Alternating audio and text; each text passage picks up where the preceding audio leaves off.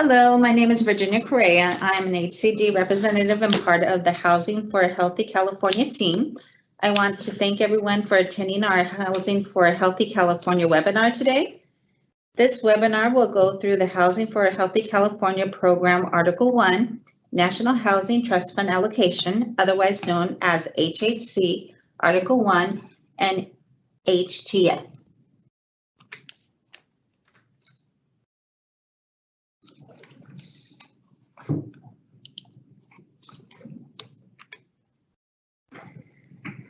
Before we get started, I want to go through a few housekeeping items.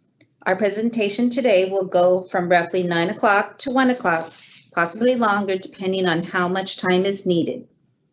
You will also be receiving the survey for today's webinar. We would really appreciate your feedback on what you like most and what we can do better. As you can see here, this is the agenda of what we are going to be covering today.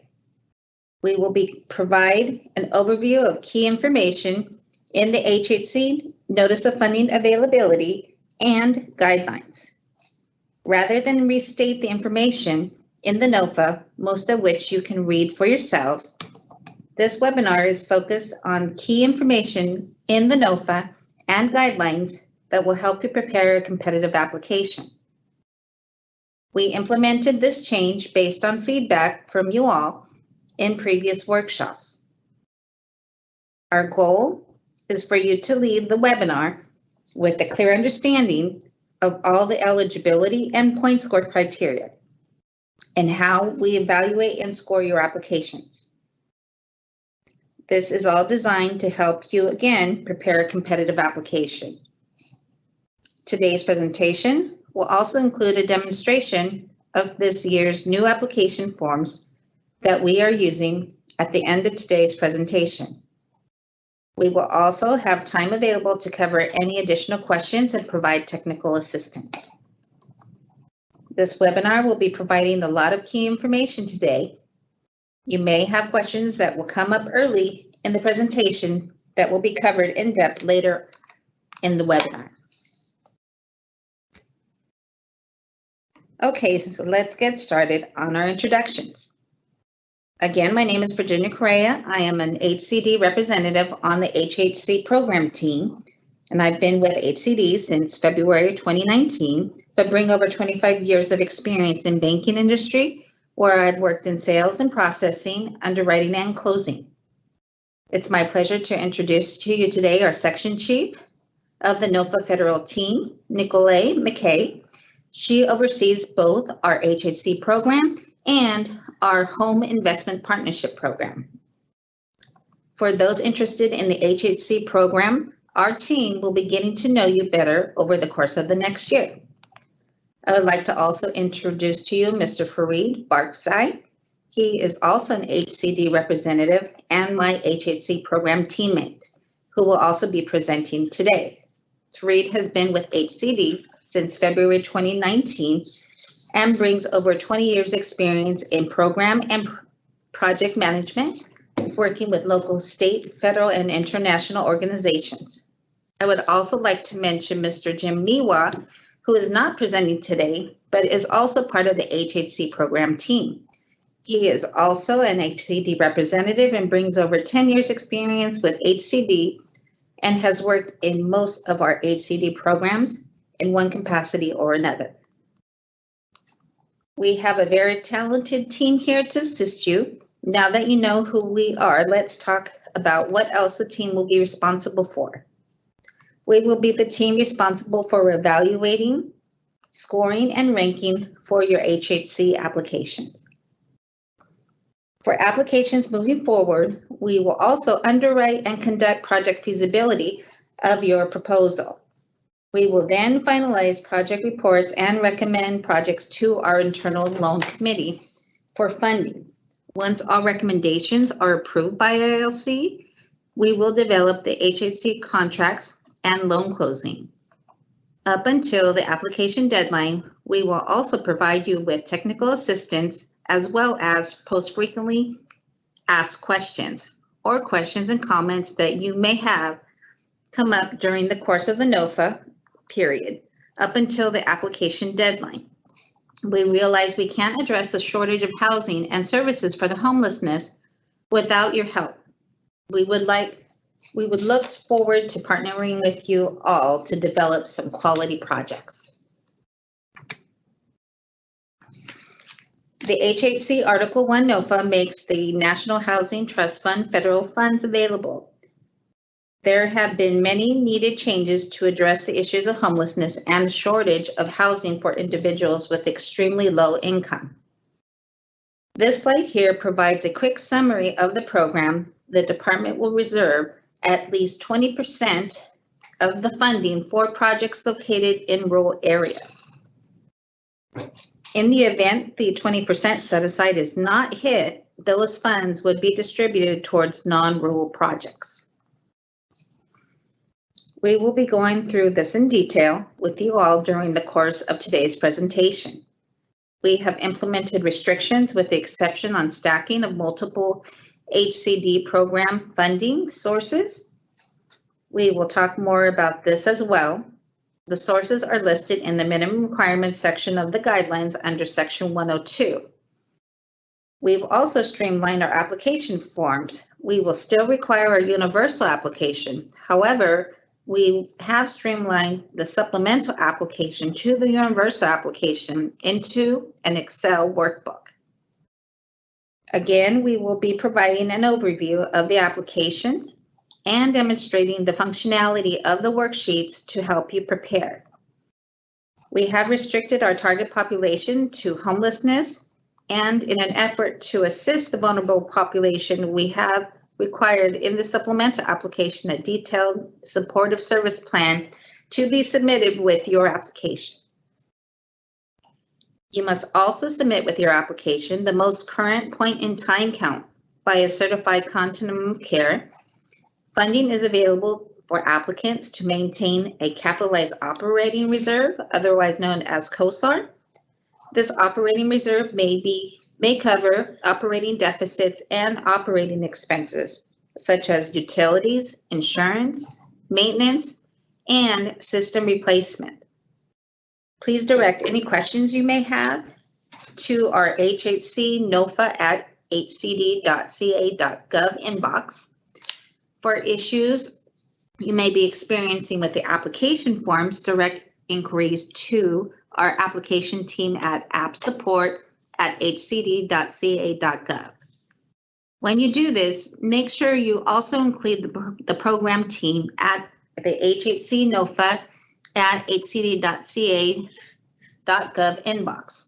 This way, we are aware of any problems that our applicants may be experiencing as a result that may impact your application. Next, we will discuss the target population per the definitions as defined in section 101 of the HHC guidelines. Target population means a person who is experiencing homelessness or chronic homelessness and a high-cost health user. Upon initial eligibility, is a Medi-Cal beneficiary or is eligible for Medi-Cal, is eligible to receive services under a program providing services promoting housing stability, and is likely to improve their health condition with supportive housing. You can also find under section 1 of the guidelines the definitions for experiencing chronic homelessness, experiencing homelessness, and a high-cost health user. Again, those will be found under section 101. We'll define each one of those for you clearly. As you can see, this year we have approximately $43.5 million in federal funding available for HHC Article 1. We also included the HHC milestone critical due dates. The NOFA was released on February 28, 2020. Application due date is June 25th, 2020. Award announcements will be in October of 2020. Last year's program NOFA was undersubscribed by $10.5 million. We would like to get 2 to 3 shovel-ready projects to absorb these funds before the application due date of June 25th, 2020. This will allow us to begin the process earlier so we can make awards faster. We are looking for all other funding to already be committed. Otherwise, we will have to give the funds back on February 2nd of 2021. Funds have to be committed by February 1st, 2021 and meet a permanent loan closing deadline of February 1st, 2024, or funding will be lost. We are working on extending the deadline, but it's very difficult, more likely not possible. A common statement that we hear is we did not prepare the application until the last minute. As you can see, given the application limit and the amount of funding available, we expect the application pool to be very competitive. I encourage you all to begin preparing your application as early as possible and to please reach out to us via HHC-NOFA at hcd.ca.gov inbox for questions regarding your application. This slide provides an overview of the restrictions for stacking unit-based subsidies. Stacking multiple HCD program funding sources on a single unit is not allowed. Please refer to the HHC Guidelines Minimum Requirement Section 102, subsection K, for department programs affected by the stacking restrictions. The Supplemental Application Minimum Requirements tab will also list the HCD program funding sources. An exception: a previously department assisted unit is eligible for funding assistance from other department programs upon resyndication or 14 years from placed in service date noted on the TCAT form 8609. For reference, this slide provides a list of additional regulations and sources that control the HHC program. I encourage you all to read the sources so that you are aware of all the program requirements. If awarded, these are the same requirements you must comply with and will be included in your standard agreement. In addition, if awarded, your application and any information or statements made in your application will also be incorporated into your standard agreement scope of work. If there are any discrepancies between the NOFA or application, these regulations will prevail. I encourage you to pay careful attention to the eligibility and scoring section. This eligible uses for Article 1 are defined in the HHC Guidelines Section 103. Funds can be used for either acquisition and/or new construction. You do have the availability to use part of those funds in the form of a project-based operating assistance, which is in the form of a capitalized operating subsidy reserve, or COSAR. We will get to that a little bit later in our presentation. I want to point out to you, you cannot apply for Article 1 COSAR itself. You do have to come through with the purpose of new construction or acquisition. You can utilize part of those funds for COSAR purposes to cover operating deficits. Eligible operating expenses that are eligible to be paid from the COSAR include insurance, utilities, real estate property taxes, maintenance, and scheduled payments to a reserve for replacement of major systems. Supported services is not an eligible operating expense under Article 1. A couple of things to keep in mind with the COSAR piece: if you are going to utilize to cover any operating deficits you may have, the COSAR will be for at least 15 years to pay operating costs of the assisted units. You can refer to Section 108 of the guidelines for more information regarding the COSAR. Rehabilitation is not an eligible activity under this NOFA. I will be covering it in the next series of slides. Income occupancy and rent limits by referencing household income is determined in accordance with 24 CFR 93.151. You can also refer to Section 105 and 106 in the HHC guidelines. The 2019 income and rent limits are currently posted to the HCD website. So what are the National Housing Trust Fund income limits? At the time of move-in, household income shall not exceed the extremely low income ELI limits, which are 30%, or the limit for families with incomes at or below the poverty line, whichever is greater. Also, occupancy requirements shall apply for the full term of the regulatory period, which is 55 years. The income limits for 2019 Housing Trust Fund and most current 2019 limit tables can be found on the HCD website. Use the income tables to determine the income eligibility of the family occupying an HHC assisted unit. If you are awarded HHC funding, you will be required to maintain tenant income eligibility documentation and target population requirements for annual asset management reporting and project monitoring by the department's Asset Management and Compliance Unit. Rent limits, assisted units rents are restricted according to the National Housing Trust Fund rent and income limits found at 24 CFR 93.302.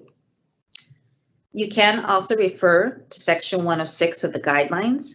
The rent plus utilities shall not exceed the greater of 30% of the federal poverty line or 30% of the income of the families whose annual income equals 30% of the median income for the area.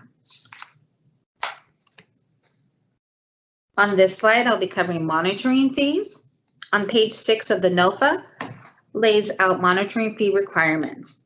HCD charges fees to cover the cost of ongoing monitoring and physical inspections of HHC rental projects during the state period of affordability for 55 years as determined in the NOFA. The department charges a mandatory annual monitoring fee based on the number of units. Lump sum payments for development funds are not allowed for projects. The loan is very similar to prior years. It's going to be secured by real property and improvements by means of a lien or encumbrance. It does have an initial term of 55 years or longer to match the period of affordability. To cover inflation, the annual fee shall increase by 3% per year. You can find more information in the guidelines section 104. Next, we will discuss reporting requirements, which can be found on page 7 of the NOFA. Recipients must collect and report, as described, the Health and Safety Code section 53-593 to the department at an annual and mid-year intervals. Recipients must also file regular monthly project status reports and an annual performance report. Recipients are responsible for disclosing all changes to the project since submitting the application. Reporting requirements will be further clarified in the standard agreement provisions. Keep in mind that this program will require a lot of data collection and reporting due to the supportive services component. Next, we will discuss federal program overlays. Pages 10 through 12 of the NOFA lay out the federal overlays.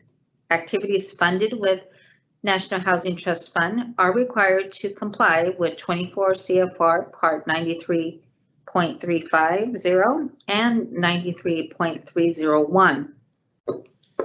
On this slide, you can see a few examples of federal overlays such as environmental provisions, relocation, Article 34, etc. We will not be able to go through all of them, but we will touch base briefly on some of them. In scenarios where sponsors believe that a relocation plan is not applicable due to vacant land, providing supporting documentation to justify no relocation. A few examples of items to submit is the scope of work, market study, appraisal, environmental assessments, and a summary with pictures and maps. Regarding Article 34, be sure the letter addresses the HHC funds. All public funding sources must be covered in any Article 34 opinion letter. Regarding National Housing Trust Fund environmental provisions checklist, we encourage you to submit the checklist at time of application. We will discuss more on the next slide. Activities funded with HHC must meet the applicable property standards at 24 CFR 93.301, including the National Housing Trust Fund environmental provisions at project completion. However, it should be determined prior to construction if a project will meet the National Housing Trust Fund environmental provisions. If a project cannot meet the National Housing Trust Fund environmental provisions, the project cannot be funded by National Housing Trust Fund. There's no choice limiting actions. A choice limiting action could be if National Housing Trust Fund funding are combined with other HUD funding. Please refer to HUD Notice CPD 1614 for more information, forms, and requirements. Here are a few examples of what level of environmental review is needed when using National Housing Trust Fund funds. As I mentioned in the previous slide, if a project is using only National Housing Trust Fund funds, the environmental review process follows the National Housing Trust Fund environmental provisions, not NEPA Part 58.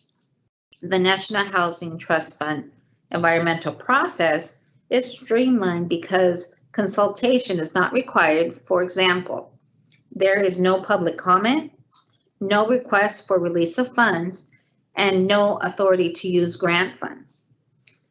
If there is other HUD funding involved, Part 58 environmental review must also be done.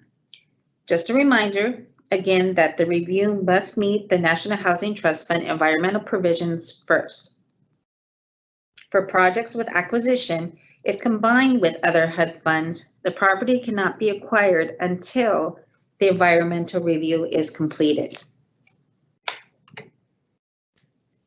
Please submit your environmental documentation in a separate 3-ring binder with table of contents and tabs separating sections.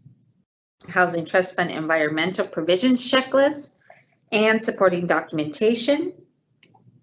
Phase 1 and Phase 2 if required by the Phase 1, and the authority to use grant funds for other HUD funding sources. Page 11 of the NOFA states the relocation requirements. An accurate determination is critical. The sources and uses submitted with the application must sufficiently budget for relocation cost. Relocation must be paid if individuals or businesses will be displaced. The applicant shall prepare a relocation plan conforming with the provisions of 24 CFR 93.352 and 24 CFR 93.201 subsection F. In scenarios where sponsors believe that a relocation plan is not applicable due to vacant land, provide supporting documentation to justify. No relocation. A few examples, again, of items to submit as the scope of work, market study, appraisal, environmental assessment, and a summary with pictures and maps. HCD will review the documents and provide a certificate of no relocation. Page 13 of the NOFA lays out state program overlays. Regarding Article 34, be sure the letter addresses the HHC funds.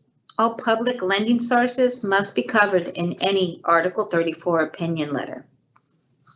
Article 34 requires local voter approval before any state public body can develop or acquire a low rent housing project in any manner. If a project is subject to Article 34, A local government official with authority shall prepare the allocation letter, and it shall include all elements stated in the NOFA. If your project is exempt from Article 34, an opinion letter from the applicant's counsel must be included. Please refer to the NOFA for additional guidance on what should be included in the opinion letter. Here in this slide, we'll discuss prevailing wage. Program funds awarded may be subject to state prevailing wage laws as determined by the Department of Industrial Relations, otherwise known as DIR. If you need any advice on how to comply with state prevailing wage, you can contact DIR or a prevailing wage consultant if you need advice. The link to their website is provided here in this slide.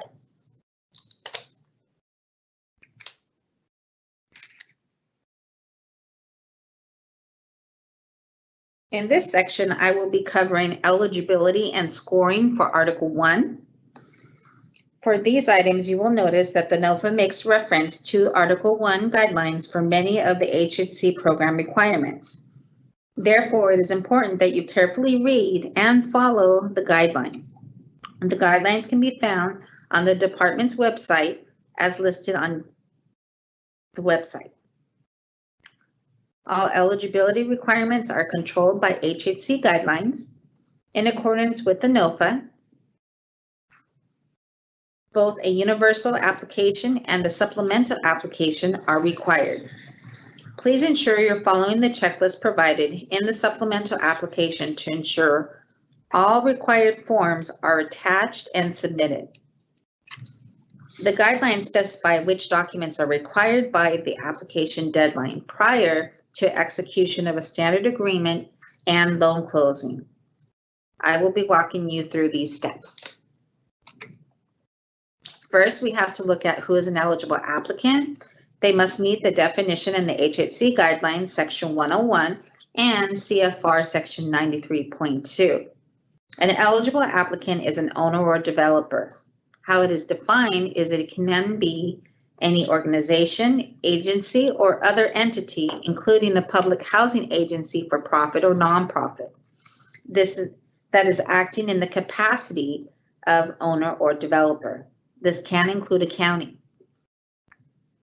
You must also include a resolution from your governing board to apply for the funds. The amount you request must not exceed the amount authorized. If the applicant is a local government, you must be compliant with your housing element and annual progress report submittal. Next, the eligible applicant and any member of the development team must not be debarred from federal funds. We use the federal system for awards management, otherwise known as SAM, to determine if any member of the development team is debarred. We encourage you to use the system to determine if any contractors are debarred prior to submitting your application. This will enable you to select an eligible contractor before submitting your application. The next item required by application deadline is site control. Applicants must have site control in accordance with the UMR section 8303. Not having site control is the #1 reason why applicants are disqualified for not meeting our eligibility threshold criteria. A sponsor must have site control of the proposed project property in the name of the sponsor or entity controlled by the sponsor at time of application. A sponsor means the legal entity or combination of legal entities with continuing control of the rental housing development. A supportive service plan must also be provided in accordance with HHC guidelines section 112. Providing supportive services based on the anticipated need of the target population proposed to be served by the project. A lead service provider or county must submit a memorandum of understanding or commitment letter from the LSP or county making available to the project HHC tenants case management and supported services. The next item required by application deadline is a property management plan in accordance with HHC guidelines, section 102, subsection N5, that utilizes a low barrier tenant selection process, accepts referrals with the highest need, implements housing first practices, policies to help prevent evictions, facilitate reasonable accommodations. Last, applicants must submit a complete HHC UA and HHC supplemental application. A complete application includes all supporting documents required to be attached to your application and included on your USB drive. A complete application also means the applicant has agreed with all required applicant certifications in its application. For example, the Americans with Disability Act, the Violence Against Women Act, Pet Friendly Act, and the state prevailing wage requirements. Before we move into scoring categories, you will notice that the NOFA refers to the HHC guidelines section 111 for details regarding the point score criteria for each category. After meeting the minimum requirements, applications will be scored according to guideline section 111, application selection criteria, and HHC funds will be allocated through a competitive process based on merits of the application. As you can see, the major scoring categories worth the most points are development team experience at 35 points, readiness to proceed at 30 points, supportive housing at 25 points, and supportive services plan at 25 points. These scoring categories account for 115 of the 150 maximum points available. As you review the guidelines, you will also notice in the guidelines that under each category, there are detailed criteria that will be used to score your application. Some of the scoring categories are self-explanatory, others will require more in-depth discussion. We will be covering all categories, so please feel free to ask any questions you may have. Keep in mind, your supplemental application will calculate your score automatically. This will be used as your self-score when submitting your application. However, HCD will review and score your application to determine your final score. We score applications based on a standard process used consistently and applied fairly to all applications. The first scoring category for Article 1 is development team experience. For the development team experience, we'll be looking at the experience of all your team members. The criteria for the development team experience can be found under section 111, subsection A in the HHC guidelines. The applicant must achieve a minimum of 18 points from this section to receive an award. The development team experience category is worth 35 points max. Due to the fact that development team experience is a major scoring category, we will be explaining this in detail. For the development team experience, we will be looking at the experience of all your team members. These include the developer experience, applicant ownership and operation experience, property management experience, lead service provider experience of any partner agencies. We will also be looking at any documented success provided in your application showing that you have met or exceeded the specified outcome measures stated in a government contract for at least 2 years as a lead service provider in permanent supportive housing, serving persons experiencing homelessness. You may have noticed the 35-point max for this category can be achieved after item number 4. This would be assuming that you've earned max points in sections 1 through 4. However, if you haven't earned max points in any of these sections, then you can earn 2 points in sections 5 and 2 points in section 6. These are just additional ways to earn points if you haven't already achieved a max of 35 points. Again, the development team experience points will not exceed the 35-point max.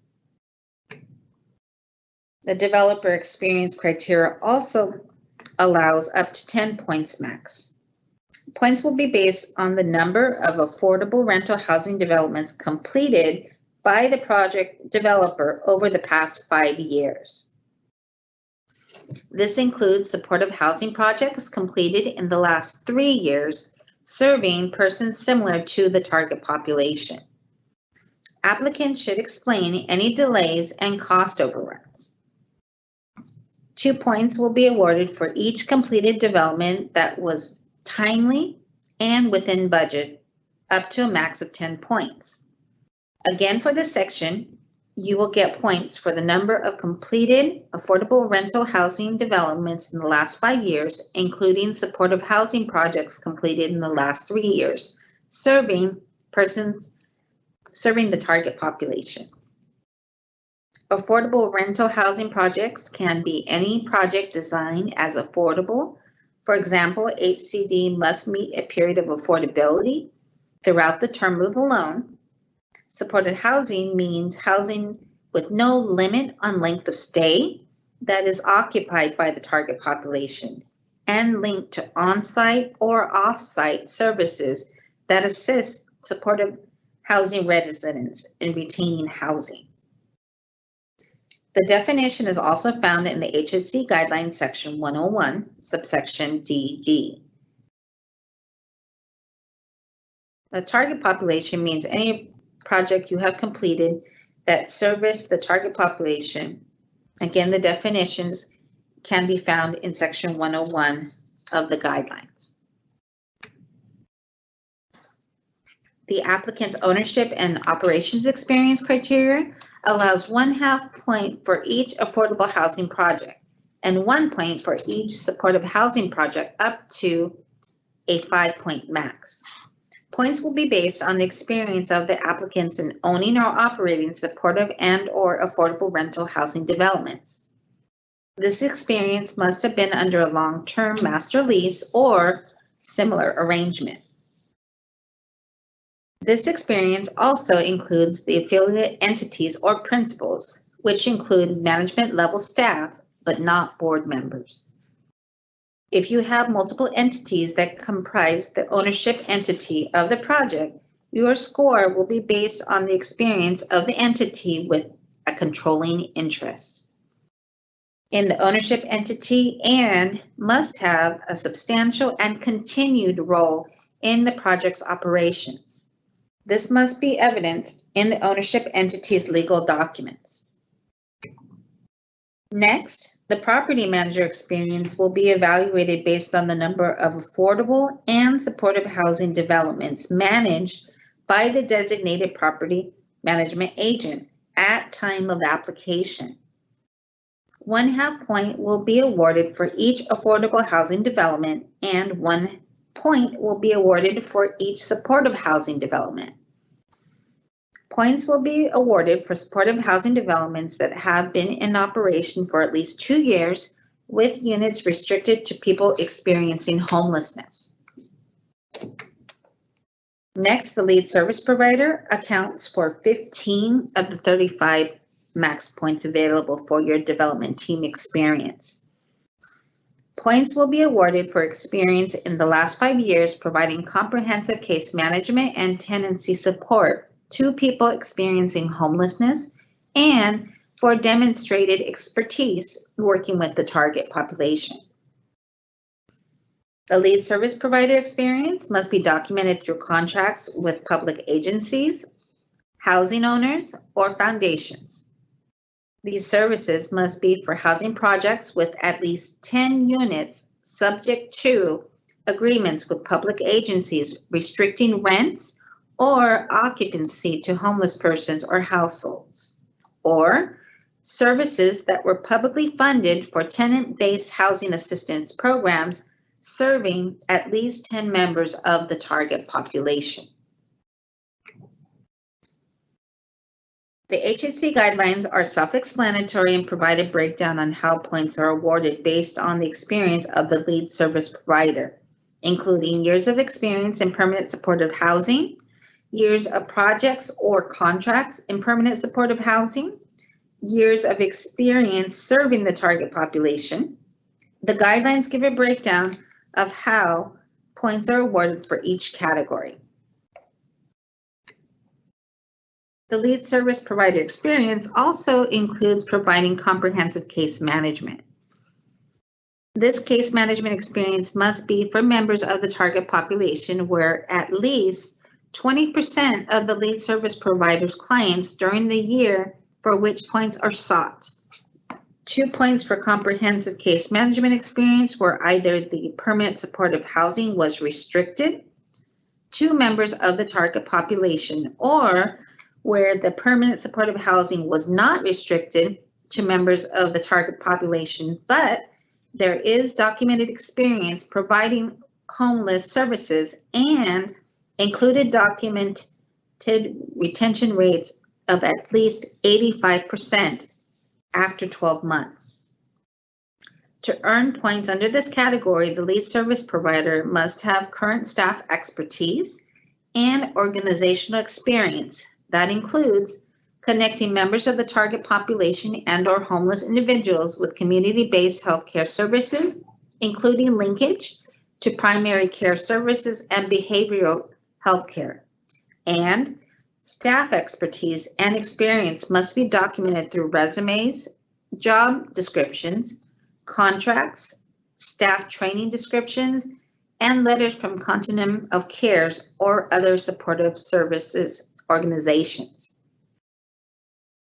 Partner agency experience points will be awarded if all of the conditions as stated in the HHC guidelines are satisfied. These include an executed agreement between the two agencies, which must be submitted with the application. The agreement must have a term of at least 5 years and detailed cultural competency services provided by the partner agency.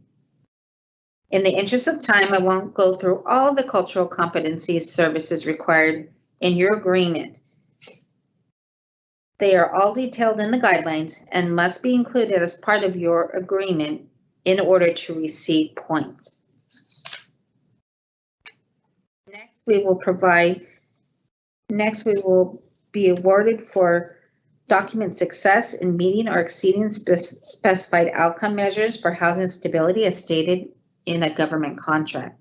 Your government contract must be for at least 2 years, naming your lead service provider, and must be in permanent supportive housing serving persons experiencing homelessness. Next is supported services plan, which is one of the major scoring categories and has a maximum of 25 points. Applicants must achieve a minimum of 10 points to receive an award. We will score applications based on quantity and quality of services that will be provided. This includes evaluation of the proposed services to determine they have appropriate quality and quantity for the target population. Evaluation of staff experience, credentials, and job duties include appropriate skills and cultural competency. Evaluation of the service delivery model tailored to homeless people impacted with one or more chronic health or behavioral health conditions. The accessibility of services to determine whether they are on-site or in close proximity to the project. Hours and frequency services are available, travel time and cost of transportation to access services, and how the service provider will assist in the expense of public transportation. Adherence to Section 113 of Housing First Principles included in the provision of the services. This must include provisions of flexible services that facilitate permanent housing access and housing stability. Degrees in which the building space supports services, social interaction, and ensures the safety of all residents. Your supported services plan should also include levels of linkage with local systems for ending homelessness and community-based healthcare resources. 5 points will be awarded for this section. Residents' involvement will be scored based on proposed strategies that engage residents to encourage participation in services, engage residents in services planning and operations.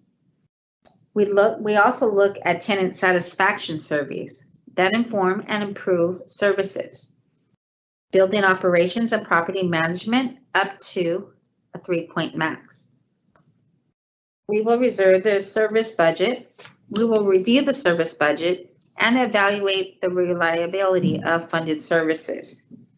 We will be looking at things such as adequacy and accuracy of budget and income sources and uses, completeness and accuracy of the budgeted documents, extents to which the major service funding sources have been accessed by the designated service provider or applicant, track record of the applicants and providing at filing any gaps in services, percentage of the total services budget that is committed at time of application up to a 5-point max.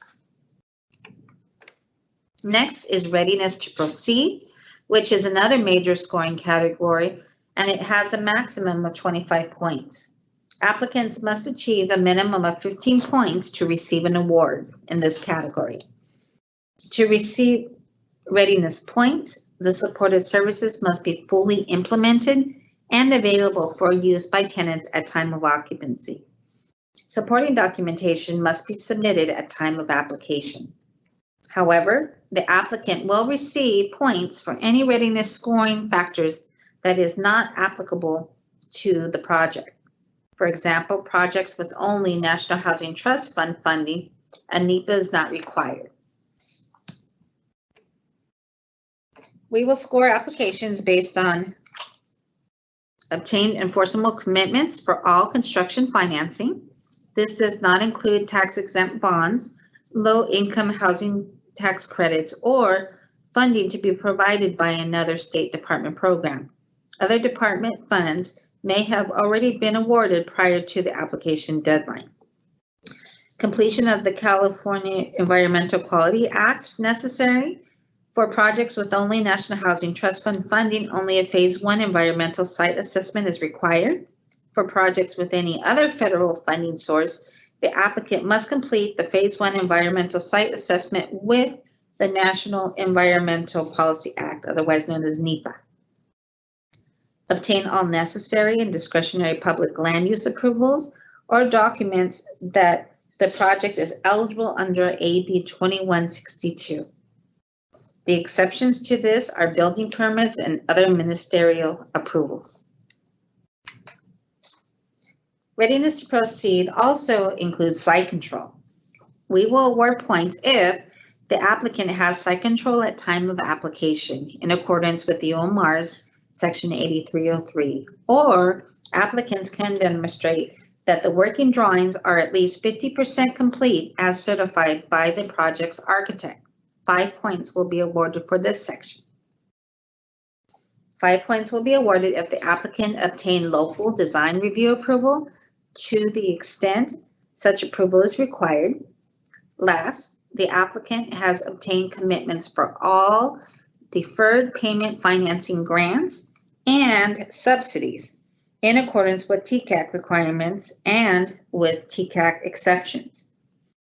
Any deferred payment financing, grants, and subsidies from other department programs must be awarded prior to application deadline. 5 points will be awarded for this section. Next, we will discuss remaining selection criteria categories. Supported housing is another major scoring category, and it has a max of 25 points. Points will be awarded based on percentage of the total project units that are restricted as supportive housing. To receive any points in this category, a minimum of 5% of the assisted units must be restricted as supportive housing. The guidelines provide a scoring table showing the amount of points you will receive based on the percentage of restricted supportive housing units. These points are automatically calculated based on number of projects units and total number of supporting housing units. Utilization of funds to offset requests. Projects utilizing 9% tax credit, the 0.375% points will be awarded for each full 5% point increment above 50%. For example, an application proposing other funds equal to 100% of the National Housing Trust Fund funds will receive 3.75 points up to a 10-point max. In order to receive full 10 points, must equal 250% of the National Housing Trust funds. Projects not using 9%, for example, use 4% tax credit, the project will equal 55% to National Housing Trust Fund, then the project will receive 0.75 points for these criteria. If it equals 100% National Housing Trust funds, then the project will receive 7.5 points. In order to receive full 10 points, 4% tax credits must equal 150% of the National Housing Trust funds.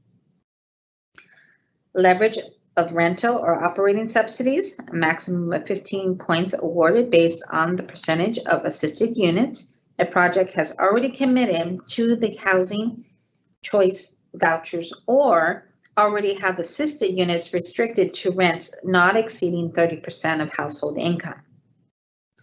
1 point will be awarded for each 5% point increment max of 15 points awarded for this section. Confirmation of local need, max 5 points awarded based on having more than 400 individuals that are homeless in the applicant's geographic jurisdiction, continuum care service area.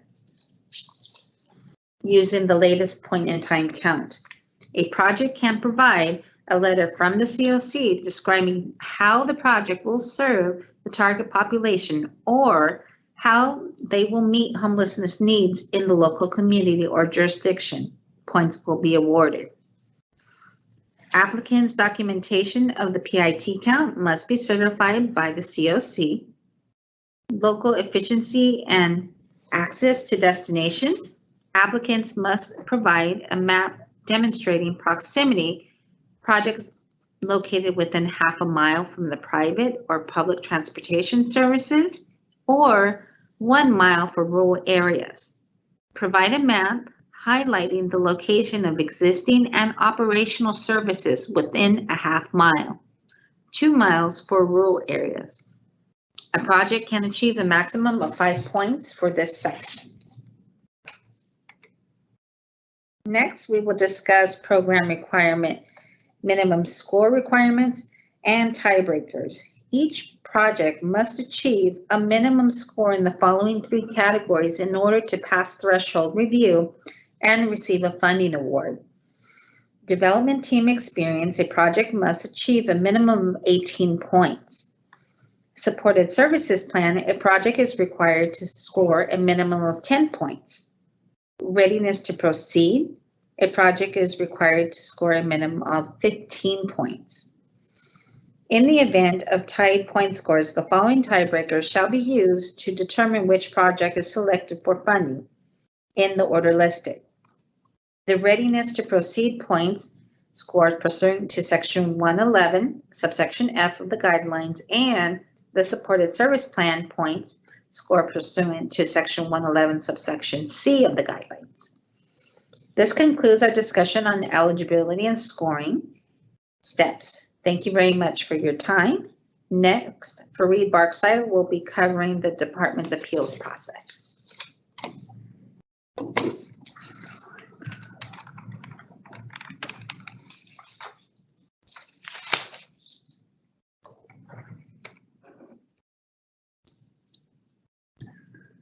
Thank you, Virginia, and good morning, everyone.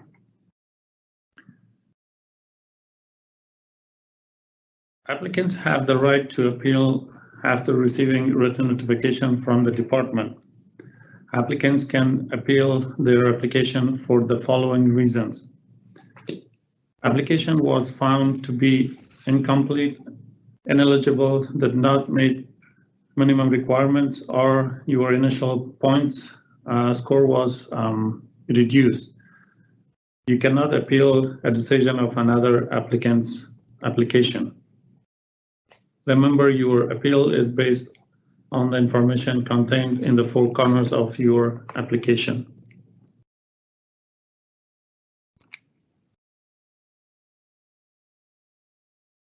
Appeal process and deadline. The applicant should submit a detailed written appeal that states all relevant facts, arguments, and evidence upon which the appeal is based. Also provide reference or references to the parts of the application that provide clarification and substantiate the basis of your appeal. Once the written appeal is submitted to the department, no further information or materials will be accepted or considered. The appeal must be received by the department no later than 5 business days from the receipt of the department's letter. Submit your appeal in written to the department at hhcnofa@hcd.ca.gov or through a courier service during the department's normal business hours, which is 9 to 5 p.m. At times, stamp verification is required when sent by mail or email.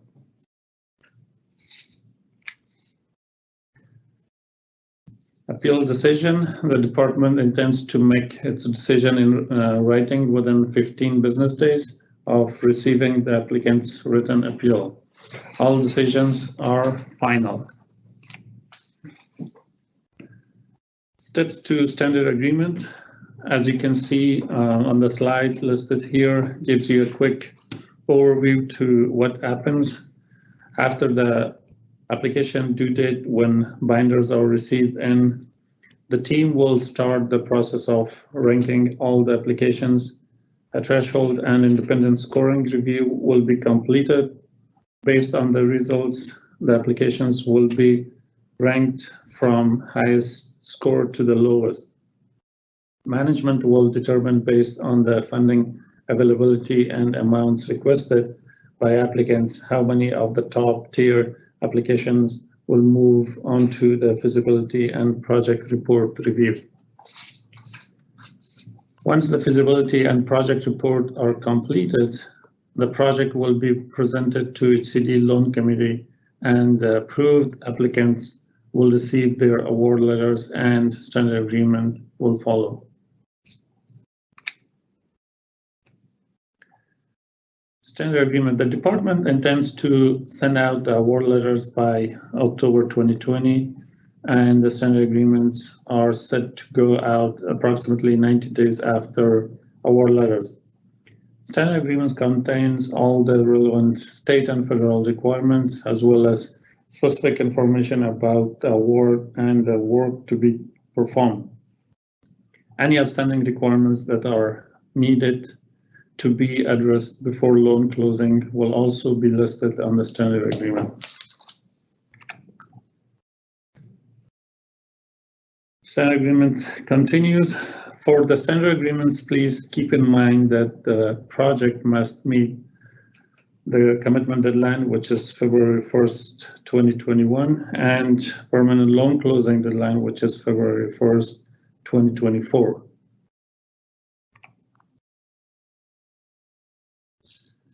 Submitting your application. When submitting your application, you must complete an original paper version and include an electronic version. All department's form must remain in its original form and cannot be altered, changed, or modified. Electronic copies cannot be password protected. You can include a CD or flash drive with your binder.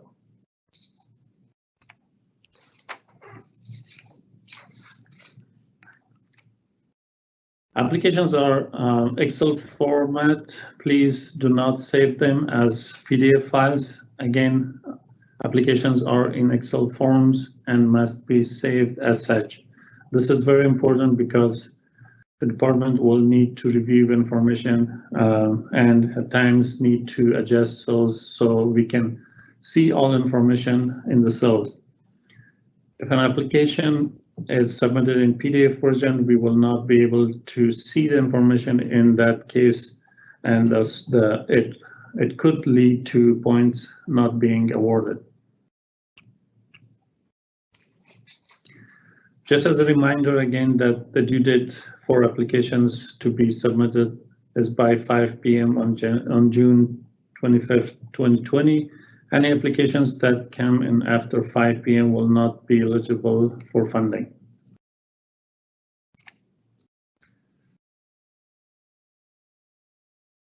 Submitting your application, it's very important to allow enough time for delivery of your application to the department.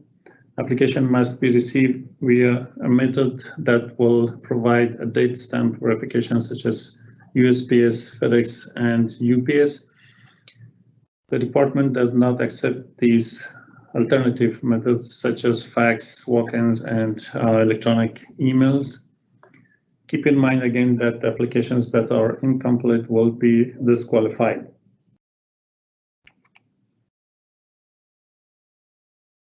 Application forms, remember that this is a competitive process. Applicants must submit both universal or EUA and supplemental application plus all attachments. Once an application is submitted, no changes, amendments, or additions can be made. Best practice is to double check that you have all the required items boxes filled out before submission.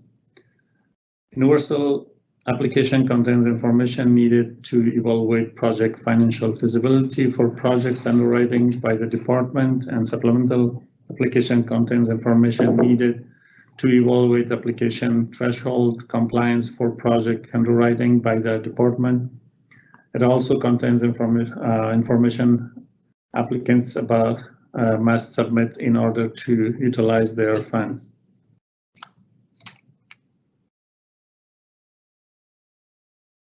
Application overview, binder organization. The binder submitted is a very important item in our review. There is a lot of information required to be included in the binders. Typically, binders will end up with hundreds of pages. HCD representatives will refer to these binders numerous times over the next year, and to ensure that all information can be easily identified and located, we have provided some suggestions on how to set up the binders. The next few slides are samples of binders and tab setup to consider when putting your application together. Examples of preferred binder tabs. Please ensure you get a tab system similar to one of the examples shown. It's highly recommended you use either tabs you can print on, printable stickers that can be applied to tabs, or printable inserts to be put inside clear plastic tabs. Due to the large volume and many different required attachments, we require that you tab according to the application checklist available in the supplemental application. Please use the naming methods on the application checklist and place documents in the binder in the order they appear in the checklist. Each application needs to be uniform for every review. These same names will need to be used when you are labeling your electronic copies.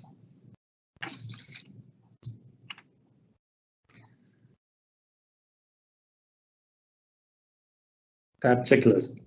Tabs are used to separate each section and the corresponding documents and/or attachment. As mentioned before, please use the same labeling format for your electronic versions. Examples of unacceptable tabs. Please avoid using either 1, 2, 3 or ABC tabs dividers for your binders. This format makes review of the application very difficult and time consuming. If you do not have a printer option, please buy blank tabs and write on the file names on the individual tabs.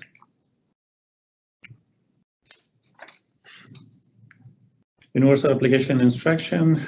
Please remember that and protected version of Excel is required. HHC is part of new streamlined application, Excel-based. For those who have applied for National Housing Trust Fund or home previously might be familiar with the look of the universal application. When open, please enable content or editing if the yellow banner appears. This is needed to ensure the macros built into the application function properly. Starting the application process, it's very important that you start with the UA and work the application from left to right, one tab at a time in order as they appear. Information that is entered on each tab is something pulled into calculation on other tab. If the information is skipped or missed, future pre-fold calculation are not able to happen. Please ensure you are reading each section to ensure you are selecting, filling out cells pertaining to HHC and your specific project.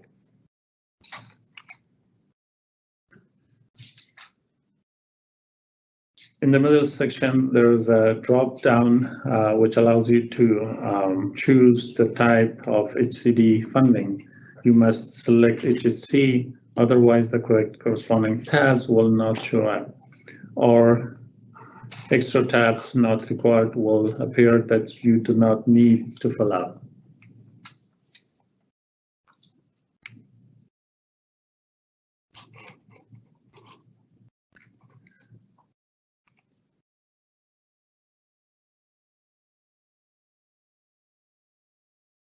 Ensure that you have these 18 tabs showing once you select HHC funding from General tab in the UA or Universal application.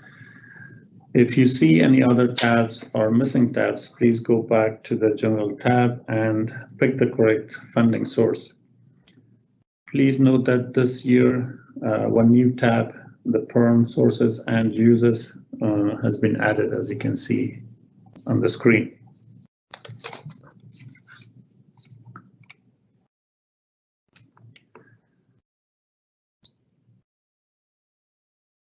On the UA under the operating tabs, please note that this year a comment section has been added, as you can see here.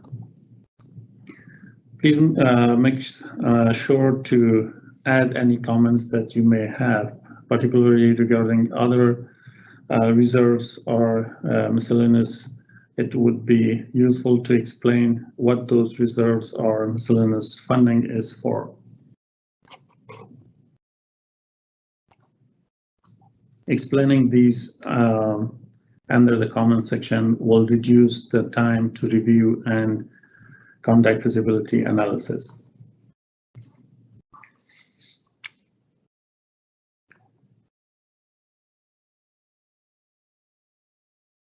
On the development budget and development source tabs, please note that to add your HHC COSAR amount into your development budget as well as development sources in a separate line, as you can see, just an example here. So make sure to have them listed separately, added in both areas.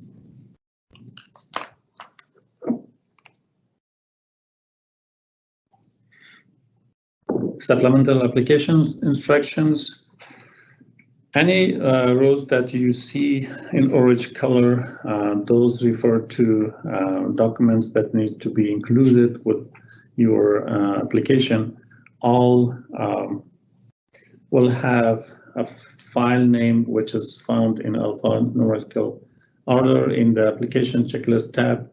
You will be required to submit these forms and label them as shown on the application checklist. You will also use this description to put your binder together. Blue color indicates score points in tab F selection criteria. Once you start going through that section and answering the questions, the points will start to appear on the right-hand column. Red color in cell indicates that section criteria has not been met or minimum points have not been achieved. If this happens, double check that you have correctly answered questions. If a minimum required points section has not been met, you may want to consider if you will complete the remainder of the application. If our review and score also indicate a minimum points section not being met, the application would be disqualified. You will also see red if you select no in one of the orange attachment items. White cells are pre-filled figures from other tabs, either in the UA or a supplemental application. If there appears to be an error figure in the cell, this could mean that these cells have not been filled out. If you click on the white cell, it should tell you at the top of the Excel doc where the cell is pulling the information from.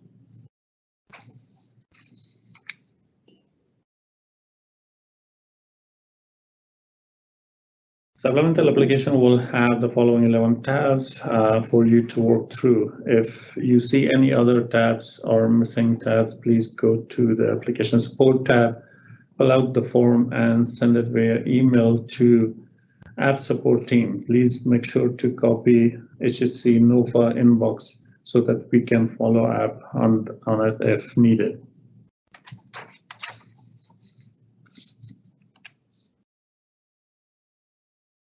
Supplemental application checklist. There is a checklist located in the supplemental application. When you are filling out your application tabs, if no is chosen in any of other workbook tabs, it will indicate in red on the checklist page. This is a good way to double check your application and required documents to make sure you are providing all items or a letter of explanation for any section you have selected no on.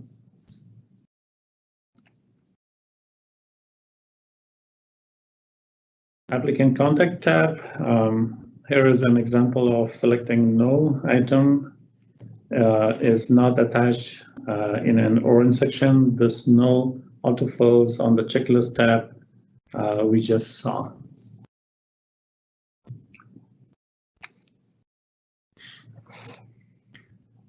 Minimum requirements. These sections all mirror the HSC guidelines. You will need to make sure you carefully read and follow the guidelines and review section 102. When completing the section, each category and section or subsection are in bold as you see here. In this minimum requirements tab, you must self-certify all questions. Be sure to answer every question in each section. Make sure you attach all necessary documents as indicated in orange. Again, these sections here in orange pertain to the section above. Everything rolls up in this application. All certification should have with signatures. The form is like a checklist and it serves as a guide to ensure all components of the application are complete. The cells turn red if answered no. Please be sure for any question that is answered no, provide an explanation for why it was marked no. Please make sure to provide a completed market study that meets requirements specified in TCAC regulations, prepared within 1 year of the application due date.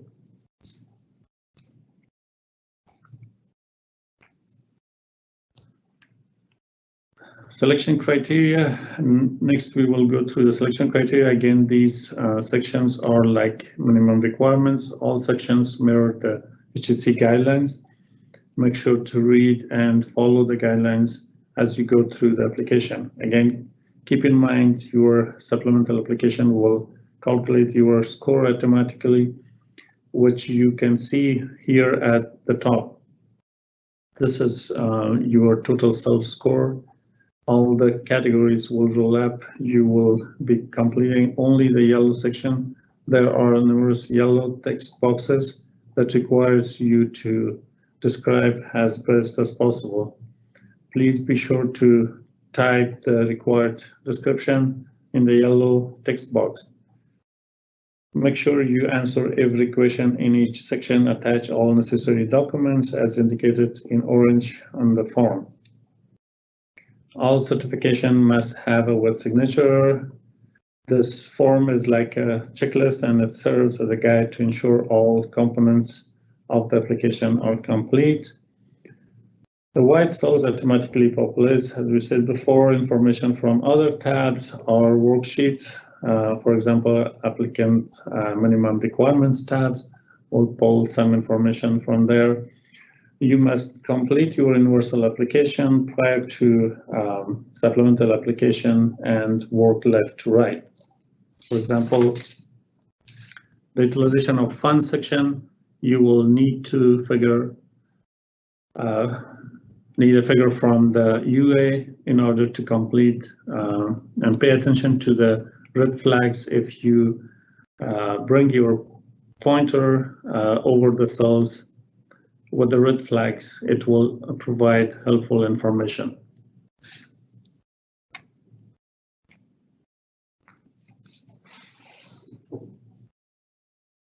Look at the environmental verification tab.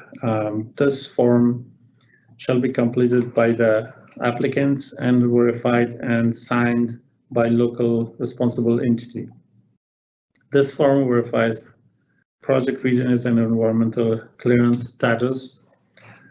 The form is amended a little bit this year. Other add funding sources are added. If other funding is involved in the project, we want to know what kind of funding and what the approval of the or commitment status is.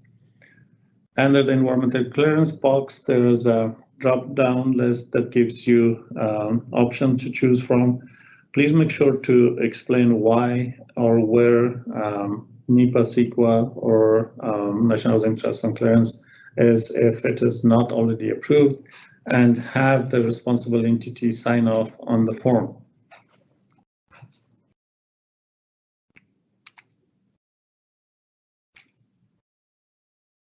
Loan amount and unit mix tab, where when you get to this form, if you already selected your county on the applicants tab, the county name will appear here at the left corner of the form. When you select your county, these two white columns will also auto-populate.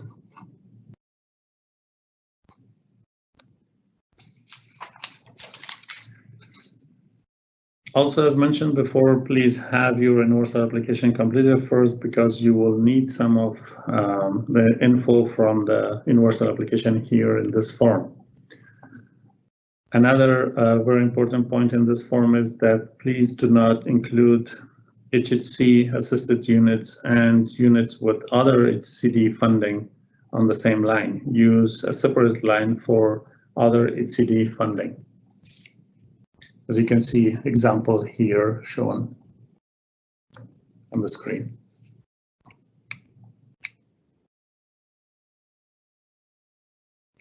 Supportive Services Plan tab, as it was explained under selection criteria, Supportive Services Plan is an important part of this program and it has 25 points. Therefore, all projects must include Supportive Services Plan, meeting the requirements of Section 112 of the guidelines. This form is like a checklist and it serves as a guide to ensure all the components of the Supportive Services Plan are complete, but it does not replace Supportive Services Plan. Please make sure you attach the actual supportive services plan with your application.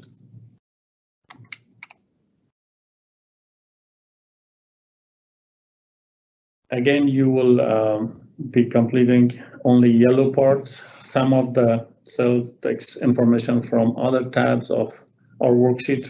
For example, total HHC assisted units through 29 takes the info from the loan amount and unit mix tab.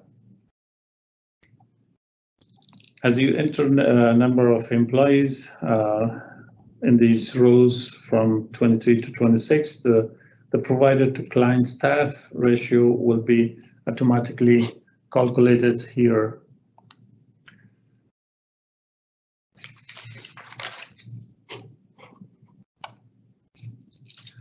If staff ratio is less than 1 to 20, which is minimum requirements, the cell will turn red. The rest of the form is self-explanatory. You will need to fill in the information from your supportive services plan. Again, if you have any question, please feel free to ask or send an email to HHC NOFA inbox. The final reminder that the application deadline is 5 p.m. on June 25, 2020. This webinar will also be posted on HCD website. Please feel free to ask any questions you may have. Thank you.